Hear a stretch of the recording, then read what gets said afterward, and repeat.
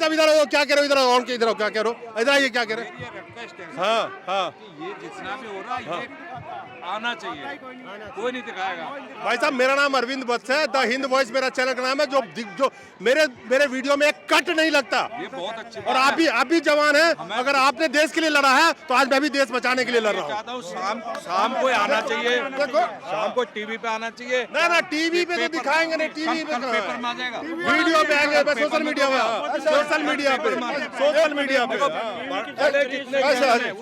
नहीं। और आप एक चीज बताओ, मुझे जवाब दो। आपने सवाल किया, मैंने जवाब दिया। नहीं सर, आपने सवाल किया, हमने जवाब दिया। आपके सर एक मिनट मेरी भी तो सुन लो। इस देश के पब्लिक के पैसा से जिस गोदी मीडिया को दिया जाता है करोड़ों रुपया का विज्ञापन, वो मीडिया आपको नजर नहीं आ रही है। उसके दफ्तर के आगे कल जाओगे वहाँ पे, वहाँ हिम्मत नहीं जाने की, क्योंकि वहाँ पे थाने पुलिस सारे प्रशासन वहीं पे होंगे। और हम जब आपकी चीज दिखाते हैं तो हम पे आप कहोगे दिखाओगे। जनता को सरकार के साथ नहीं होना चाहिए। जनता एक वो लगाम है, सरकार को घोड़ा बना के अगर दौड़ाया है देश चलाने के लिए तो लगाम जनता के हाथ में होना चाहिए। हम सरकार के साथ में नहीं है। हम सरकार के हर नीति का विरोध करेंगे जो जनता का विरोध का नीति होगा। लगाम जनता के हाथ में दिया है इस लोकतंत्र ने, सरकार के साथ नहीं है। कोई भी नेता का बच्चा सेना में नहीं जाना चाहता, या कोई भी बिजनेसमैन, लेकिन नेता सेना के नाम पे वोट जरूर मांगते हैं। हाँ। लेकिन आप सेना में भर्ती होने गए थे तो सर अभी ऐसा एक मिनट सेना में भर्ती होने गए थे, दौड़ाया भी होगा, कुदाया भी होगा, लिखाया भी होगा, पढ़ाया भी होगा।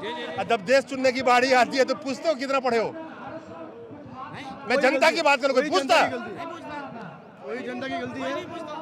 20,000 की सेना की नौकरी के लिए कूदो भी, चढ़ो भी, कितना कूद सकते हो, कितना फान सकते हो। 140 करोड़ की देश चलाने के लिए आ जाओ, वोट ले लो, 500 रुपया वोट दो, 500 रुपया वोट दो। दोस्तों नमस्कार।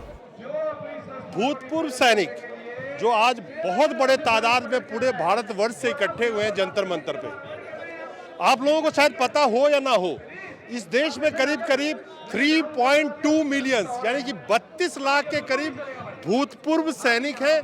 86% वो महिलाएं विडो हैं जिनके हस्बैंड जेसीओ या नॉन कमीशन्ड ऑफिसर्स के लेवल में थे, जवानों की कैटेगरी में थे 86%। और 14% वो विधवाएं हैं जिनके हस्बैंड ऑफिसर के कैटेगरी में थे।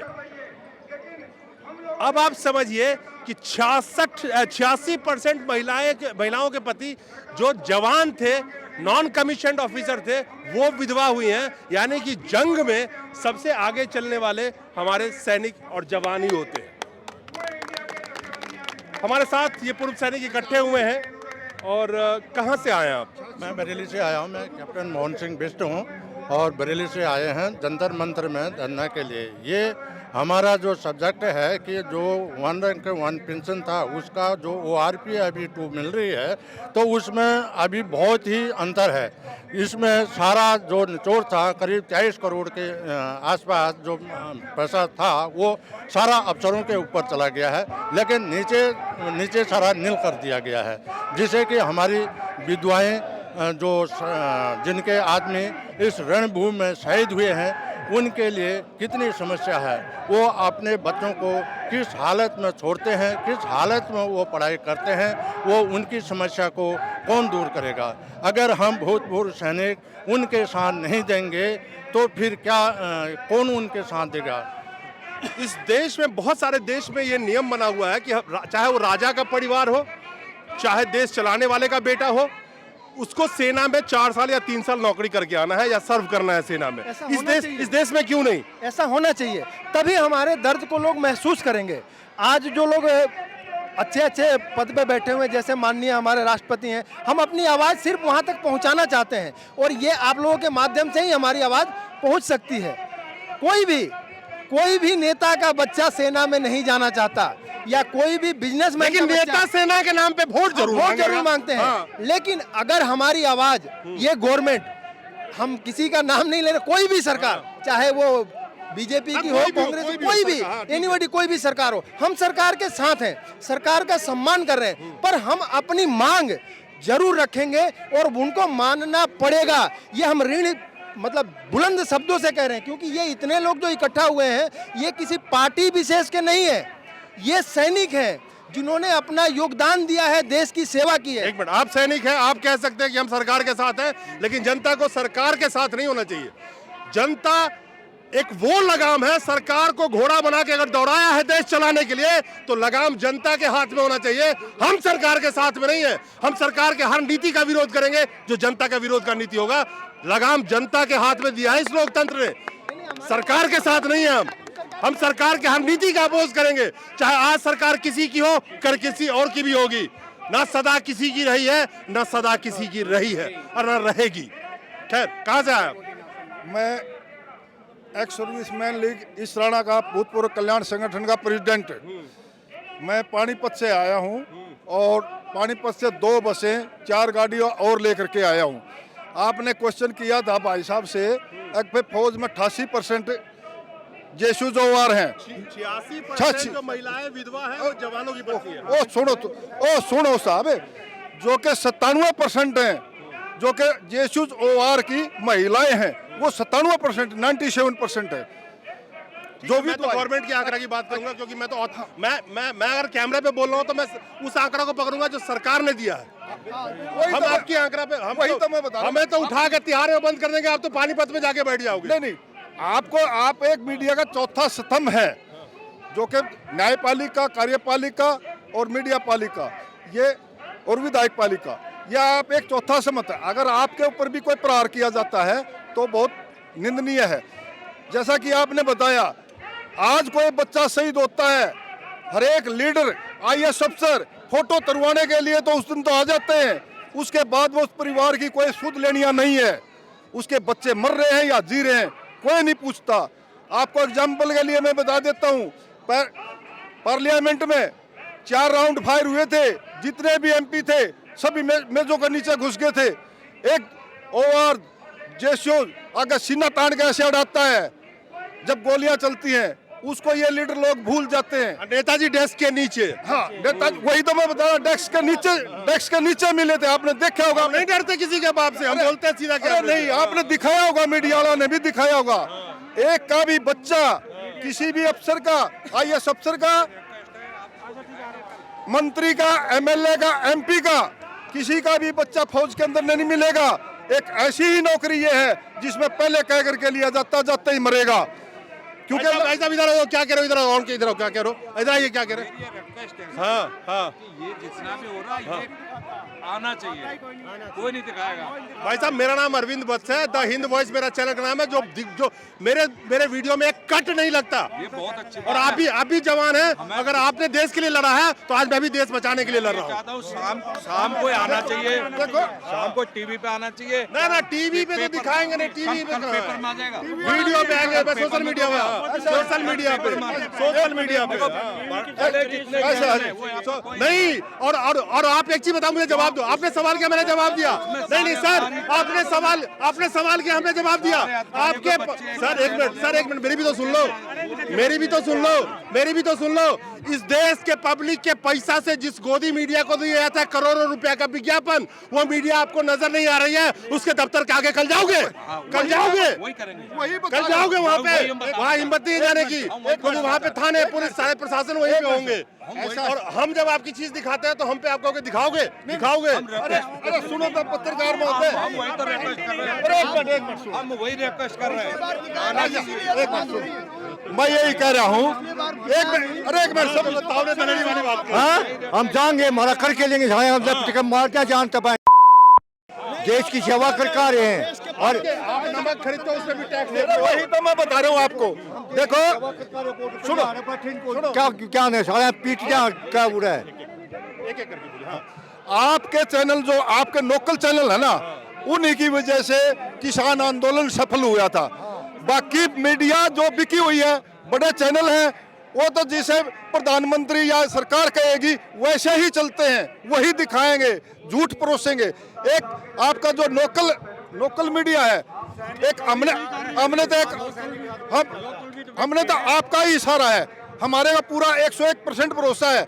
आप जितने भी लोकल मीडिया वाले आ रहे हैं वो सभी सैनिकों की आवाज को दिखाएंगे। जरूर दिखाएंगे। मैंने कहा ना, वो मेरे देश एक सेवा बात करने के बोलो, तरीके अलग हो सकते हैं, सेवा लेकिन देश का होना चाहिए। देश का जितना काम सैनिक करता है उतना काम किसान भी करता है, मजदूर भी करता है। कहने को तो जय जवान जिंदा है तो सिर्फ पत्रकारों के ऊपर से जिंदा है, ये हम मानते हैं, लेकिन मेन चैनल है जनाब वो सारे बंद कर रखे हैं। देख रहे हो आप, आंखों देखी वाला आज तक वाला कोई नहीं है, सिर्फ आप हैं, पता नहीं सोशल मीडिया के हैं या किस। हाँ, अब जनाब टीवी के ऊपर कोई नहीं दिखाएगा कितने एक सर्विसमैन इकट्ठे हुए अपनी मांग रहे हैं।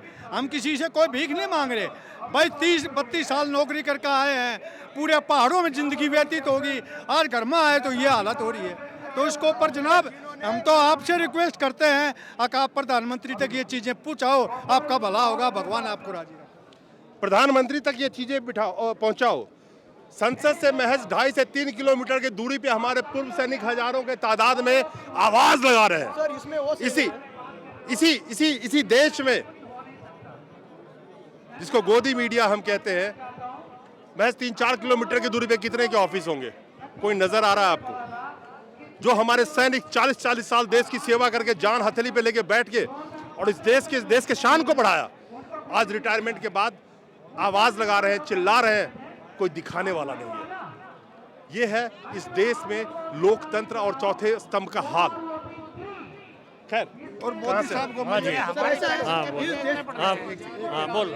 हाँ बताओ जी। हम यहाँ पर आए जी OROP के कनेक्शन के लिए, आपको पता ही है, लेकिन हमारे साथ अनजस्टिस किया गया है, न्याय नहीं किया गया, बेईमानी से किया गया है। वो अब सच का ज़्यादा बढ़ा दिया, JCO का घटा दिया। ये इतिहास में पहली बार हुआ है कि भाई JCO की पेंशन घटा दी बेसिक पे। आज मेरी बेसिक पे 33,000 है, बेसिक पे अभी वो इसमें 31,000 कर दी। ये कहाँ का न्याय है?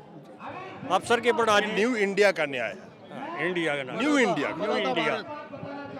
नया भारत। क्या नए भारत का ये है कि एक जवान अपना जीवन बिता देता है और उसकी पेंशन के लिए जो झगड़ा किया जाता है, और एक MLA और MP सिर्फ 5 साल रहता है और उसको जीवन भर पेंशन दी जाती है। नए इंडिया का यही है क्या? आप बताइए हमको। आप बताइए हमको, चुनता कौन है? हम ही चुनते हैं उनको। तो आप सेना में भर्ती होने गए थे? तो सर अभी ऐसा एक मिनट, सेना में भर्ती होने गए थे? दौड़ाया भी होगा, कुदाया भी होगा, लिखाया भी होगा, पढ़ाया भी होगा। जब देश चुनने की बारी आती है तो पूछते हो कितना पढ़े हो? मैं जनता की बात करूँ, पूछता? वही जनता की गलती है। 20,000 की सेना की नौकरी के लिए कूदो भी, चढ़ो भी, कितना कूद सकते हो, कितना फान सकते हो। 140 करोड़ की देश चलाने के लिए आ जाओ, वोट ले लो, 500 रुपया वोट दो, 500 रुपया वोट दो, यही ना? अपना जीवन बिता दिया सेना के अंदर, और हमारी पेंशन के लिए झगड़ा। ये 5 साल MLA और MP रहेंगे, इनके लिए कोई झगड़ा नहीं, इनको जीवन भर पेंशन देते रहो। ये नए इंडिया का यही लोगो है क्या? अब हमको ऐसा है सर, यहाँ पे मैं PA पाटिल जैन सैनिक संस्था का प्रेसिडेंट ऑफ महाराष्ट्र, मैं ये कहना चाहता हूँ, यहाँ पे जंतर मंतर में हमारे जो सैनिक आए हैं, यहाँ पे अगर आप देख सकते हो तो यंग सैनिक से ज़्यादा भूतपूर्व में 80% सैनिक जो है, जो आज तक की जो भी लड़े हैं, उनके वो सारे सैनिक यहाँ पे आए, जो आज उनके घुटने काम नहीं कर रहे, चल नहीं पा रहे, तब भी वो लोग यहाँ पे आए हैं, क्योंकि इसीलिए कि जो दूसरा या तीसरा पे कमीशन उठा था और आज तक का जो डिस्टेंस बनता जा रहा है, जो नहीं होना चाहिए था, जिस हिसाब से रिक्वायरमेंट रखी थी, जिस हिसाब से पे कमीशन उठ रहे थे, उसका कोई सोच नहीं रहा है। जैसा कि जवान घटता जा रहा है, अफसर साहिबान या ऑफिसर जो होते हैं उनका बढ़ता जा रहा है, और जो सारी सुख सुविधा है वो जहां मिलनी चाहिए थी वहां ना मिलते हुए कहीं और मिलती जा रही है। इसके लिए जो आज हमारे सारे जितने भी सैनिक भाई है, जितनी सारी संगठनाएं हैं, वो सारी सर यहाँ पे इसीलिए आई है, ये सिर्फ आज दिखाने के लिए नहीं आई है, तो ये आँख खोलने के लिए आई है।